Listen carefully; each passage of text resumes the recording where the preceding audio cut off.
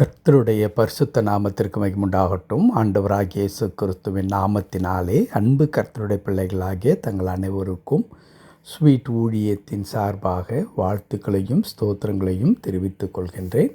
அப்போஸ்தலனாகிய பவுல் கொரிந்தியருக்கு எழுதின 2ஆம் நிருபம் 4ஆம் அதிகாரம் 17வது வசனம். 2 கொரிந்தியர் 4ஆம் அதிகாரம் வசனம் 17. மேலும் காணப்படுகிறவைகளை அல்ல, காணப்படாதவைகளை நோக்கி இருக்கிற நமக்கு அதிசீக்கிரத்தில் நீங்கும் லேசான நம்முடைய உபத்திரவம் மிகவும் அதிகமான நித்திய கன மகிமையை உண்டாக்குகிறது.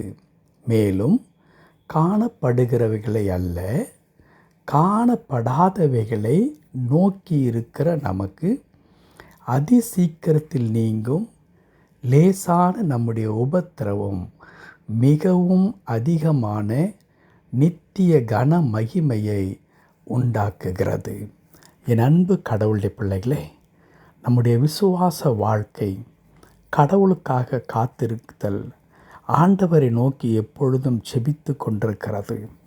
அவர் கொடுத்த வார்த்தையை பற்றி கொண்டு அந்த வார்த்தையை அப்படியே நம்பி ஒரு நாள் அந்த வார்த்தை நம்முடைய வாழ்க்கையில் நிறைவேறும் என்று காத்து கொண்டிருக்கிறோமே, அது கட்டாயம் நம்முடைய வாழ்க்கையில் நடக்கும் என்பதற்கு சாட்சியாக சொல்லப்பட்டிருக்கிற அநேக வேத வசனங்களில் பவுல் கொரிந்து சபைக்கு எழுதின இந்த 4ஆம் அதிகாரம் 17வது வசனம் தலை சிறந்த ஒரு எடுத்துக்காட்டாக இருக்கிறது. 17வது வசனத்தினுடைய துவக்கம் இப்படி வாசிக்க கேட்டோம். காணப்படுகிறவைகளை அல்ல, காணப்படாதவைகளை நோக்கி இருக்கிற நமக்கு. இப்போ நம்ம இந்த உலகத்தில் காணப்படுகிறவைகளை அல்ல, காணப்படாத ஒன்றை, இல்லாத ஒன்றை, இதுவரையிலும் வராத ஒன்றை நாம் எதிர்பார்த்து நோக்கி காத்து கொண்டிருக்கின்றோம். என்ன காணப்படுகிறது? பிரச்சனைகள், போராட்டங்கள், கஷ்டங்கள், கண்ணீரின் பாதைகள், ஏமாற்றங்கள், துரோகங்கள், தோல்விகள், அவமானங்கள், நிந்தைகள், இழப்புகள், இவையெல்லாம் நம்மை சுற்றிலும் அணிவகுத்து நின்று நம்முடைய வாழ்க்கையை சுக்குநூறாக உடைத்து நம்மை ஒவ்வொரு நாளும் வேதனைப்படுத்தி கொண்டே இருக்கிறது.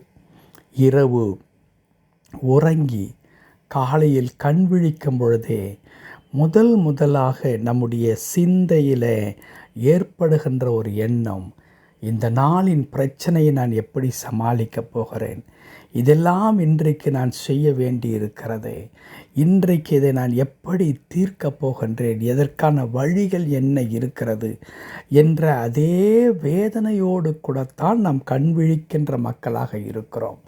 ஆனால் அப்படிப்பட்ட ஒரு வாழ்க்கை நிலவிக் கொண்டிருந்தால் கூட காணப்படாத ஒன்றாகிய அன்பு, கடவுளுடைய கிருபை, கடவுள் கொடுக்க போகிறதான விடுதலை, கடவுள் கொடுப்பார் என்று எதிர்பார்க்கின்றதான உயர்வுகள், மேன்மைகள், ஆசீர்வாதங்கள் ஆகியவற்றை நாம் எதிர்நோக்கி காத்து கொண்டிருக்கின்றோம்.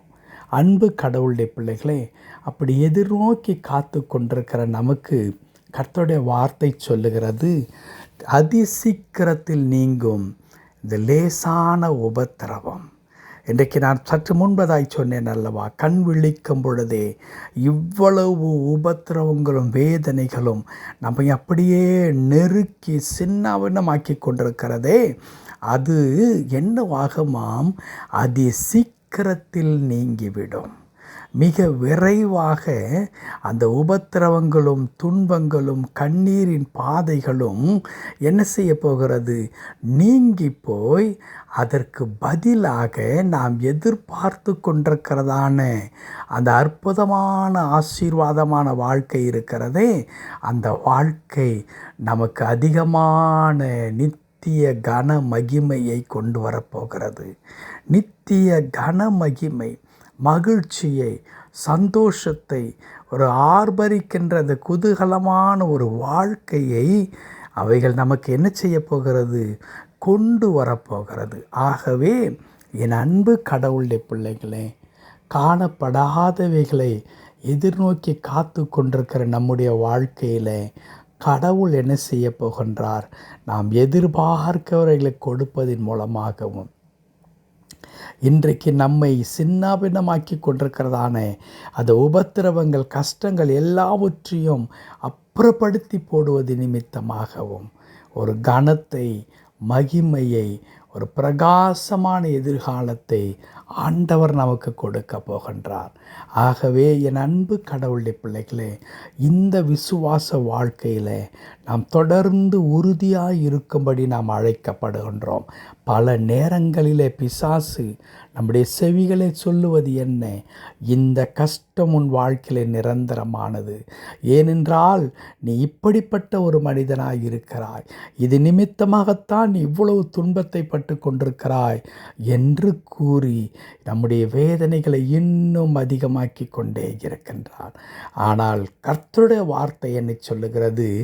அதி சீக்கிரத்தில் இந்த உபத்திரவம் நீங்கிவிடும், அது மிக லேசான உபத்திரவம் என்று சொல்லி தருகிறது. அன்பு கடவுளுடைய பிள்ளைகளே, எதற்கு நாம் செவி கொடுக்க போகின்றோம்? நீ அவ்வளவுதான், உன் வாழ்க்கை முடிந்து விட்டது, நீ ஒன்றுமில்லை, உனக்குள்ளாக ஏற்பட்டிருக்கிற இந்த பிரச்சனை எந்த சூழ்நிலையிலும் யாராலும் தீர்க்க முடியாத ஒன்று, இது நிமித்தமாக உனக்கு மிகுந்த துன்பங்கள், துயரங்கள் வரப்போகிறது என்று பிசாசு சொல்லி கொடுக்கின்றானே, அதை நாம் செவி கொடுத்து கேட்க போகிறோமா? அல்லது கர்த்தருடைய வார்த்தை சொல்லுகிறதே, அதி சீக்கிரத்தில் நீங்கிவிடும், இந்த லேசான உபத்திரவம் உங்களுக்கு கனத்தையும் மகிமையும் கொண்டு வரப்போகிறது என்று கர்த்தருடைய வார்த்தை சொல்லுகிறதே, அதன் மீது நம்முடைய நம்பிக்கையையும் நம்முடைய கவனத்தையும் செலுத்த போகின்றோமா? யோசித்து பாருங்கள். இன்றைக்கு அநேக நேரம் பிசாசு நம்மிடத்தில் கொண்டு வருகிறதான அந்த காரியங்களை பார்த்து பயந்து நாம் என்ன செய்கிறோம்? விசுவாசத்தை விட்டு நாம் தூர போய் கொண்டிருக்கின்றோம்.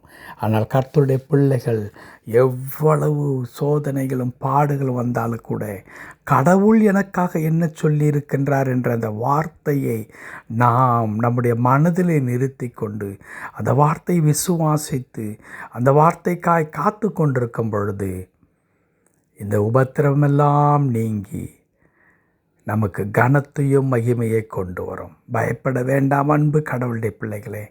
நீங்கள் சந்திக்கின்ற இந்த பிசாசானவனை நீங்கள் மீண்டும் ஒரு நாளும் காணப்போவதில்லை. இந்த உபத்திரவமெல்லாம் உங்களுக்கு கனத்தையும் மகிமையை கொண்டு வருகின்ற ஒரு சாதனமாக அது அமையப் போகிறது. ஆகவே பயப்படாதீர்கள். கர்த்தரை நோக்கி ஆண்டவரை துதித்து கொண்டே இருங்கள். அற்புதம் நடப்பதை பார்ப்பீர்கள். கடவுள் தாமே இந்த வார்த்தையின்படியே நம் ஒவ்வொருவரையும் ஆசீர்வதித்து எல்லா உபத்திரவத்தினின்று விடுதலை ஆக்கி மகிழ்ச்சியும் சமாதானமான ஒரு வாழ்க்கையை தருவாராக. ஆமென், ஆமென்.